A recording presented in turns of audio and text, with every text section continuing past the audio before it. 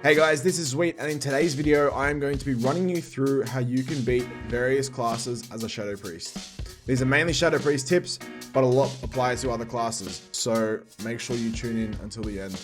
If you're interested in more content like this, please drop me a sub on YouTube and head over to twitch.tv/MongoIdiot for more Shadow Priest gameplay coming into Shadowlands. Thanks guys, and see you soon. Warlocks have had reign of BFA for the entirety of the expansion. However, recent changes have made them susceptible to dispels. By dispelling their spell reflect and a newly dispellable Dark Soul, you can stop a ton of damage in its tracks. Apart from dispelling these crucial buffs, stopping Chaos Bolts is essential to staying alive. You can do this in various ways. Use your Psychic Horror, use your Silence, your Fade, and your Fear to ensure they cannot get consistent damage up. Apart from this, using Master Spell to get Fear off your healer is a great way to save the game and get your team the win. Next up, we have DKs. DKs are looking to be super strong coming into Shadowlands and are looking to be top tier. My first major tip is going to be to recognize Lichborn to capitalize on Shackle. When a DK uses Lichborn, they become undead, which allows you to shackle them. Apart from that, their pet is always an undead and any of them can be shackled. Pet shackles should always go in this order: Abomination first, then Gargoyle, then Dark Transformed Ghoul, over normal Ghoul. Along with this, silencing a DK will not allow them to use their major magic defensives, so dropping a silence before dropping your major offensive cooldowns can snag you a quick win. Up next is Mage. The key here is to recognize dispellable buffs and to avoid damage. Avoiding massive damage like Greater Pyro by using Fade is essential to beating any Mage rogue teams. Using your Dispel is crucial against mages. Getting their Combust, Icy Veins, Arcane Power, and Temp Shield off immediately can mean devastation for a mage's damage and survivability. As a DPS, stopping polymorphs on your healer will be your highest priority in the game. Using Shadow of Death and Psychic Horror are two awesome ways to stop polymorphs on yourself. In addition to this, our new PvP talent, Thought Still, will allow you to borrow a mage's polymorph for the next 20 seconds. Once you've stolen their polymorph, you can then use it for yourself. Polymorph is on the Arcane School, so baiting a kick on it will still allow you to cast your shadow spells. You'll also want to be making sure that you're master spelling Ice Block to score those kills. This quick Mage Duel is a great way to see all of that in play. Now keeping in mind this is a 1v1. 1v1s are usually very scripted and they don't change a whole lot. Once you start adding in more partners and more players, you need to be more thoughtful about your cooldown rotation. For the most part, Shadow Priest has major domination over a mage. However, this swings heavily in their favor when paired with a rogue, so be very careful. It's important to know that sometimes things just don't go your way. I tried a few times to dispel here and Combust wouldn't come off, so I dispersed. Don't be afraid to do it. Windwalker monks are next, and while they're in my opinion our hardest counter at the moment, they're very possible to beat. Windwalkers get their main defensive through Touch of Karma. By mind controlling their karma, you can stop your team damaging them, which then stops their damage on you. Apart from this, their two major abilities are Earth, Storm and Fire combined with Fists of Fury. Earth, Storm and Fire works by replicating the monk's abilities to deal damage. By fading the Fist of Fury, you stop their biggest damage on demand, and following it up afterwards with an MC will render their copies almost useless. Apart from that, good luck. Windwalker monks are super strong right now. Rogues are next on the chopping block.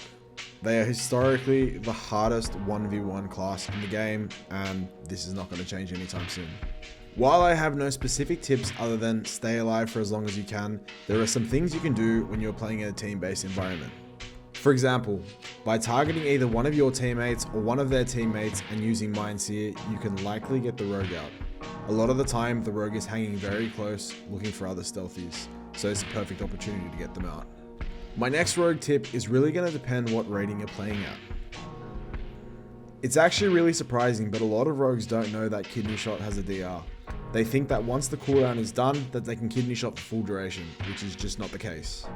If you're playing at sub 2k rating, chances are if you fade right off the cooldown of Kidney Shot, the rogue is going to Kidney Shot into your fade. However, the higher in rating you go, the more you're going to have to be watching DRs. From my experience, rogues in the 2k to 2.4k bracket tend to Kidney Shot right off DR. However, the higher you go, rogues start to become more sporadic with it. Then again, if you're 2.6k rating, you're probably not watching this video, so it doesn't apply to you anyway. The next tip is going to be around Cloak of Shadows. Do not use all of your offensives before the rogue has cloaked. Save something for after the cloak, such as the Trinket from Mort or your Void Eruption. Dueling a rogue is a game of chess. They're going to have a move and you need to have a move to answer it. Unfortunately, because they're in stealth, their move is usually always going to be first. Keep track of their cooldowns, their kidney shot, their feint, their Cloak of Shadows, and their vanish. They've got a whole bunch of ways to reset, so you need to make sure that you don't let them. Oh, and learn from me in this duel. Always keep your dots up. Demon Hunters have seen the fall from grace that they've been deserving for 2 expansions now. They don't have much to watch out for anymore, but when they fly up in the air, make sure you fade and then follow it up with a mind control. Otherwise, you're going to take massive damage. Paladins, in my opinion, currently have the highest damage in the game, so therefore you need to treat them with respect all of the time. Using your silence against them will stop most of their abilities, including Blessing of Freedom. Pali's main source of damage usually comes through their wings. However, they like to cover it with bubble, so be ready to master spell.